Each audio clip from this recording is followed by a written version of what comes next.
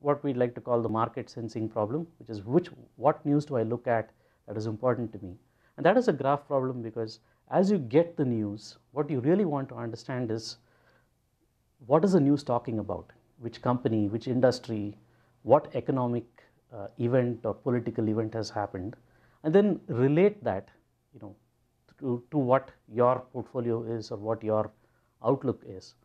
And the best way that is done is to put your what you're interested in, whether it's the companies you're following, the areas you're following, in the form of a graph, and then see when news comes in to be able to see which parts of this graph are affected. So effectively, it's almost like turning a light on based on a piece of news that comes in and say, okay, this is what I should be worried about.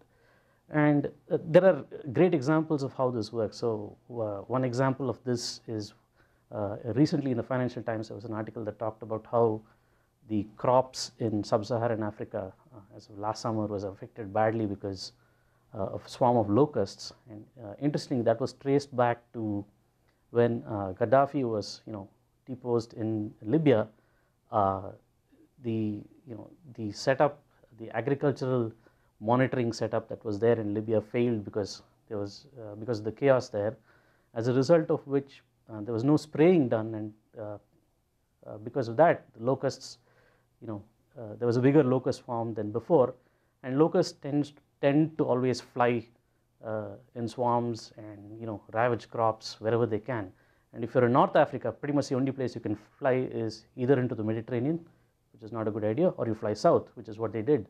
And so it's another impact of how news is connected to economic events, which can affect your, as a trader, your portfolio and your outlook. It's interesting that we can now offer a platform that allows people to analyze and understand graphs at scale. I'm Venkat Krishnamurthy, and this has been a Eureka moment.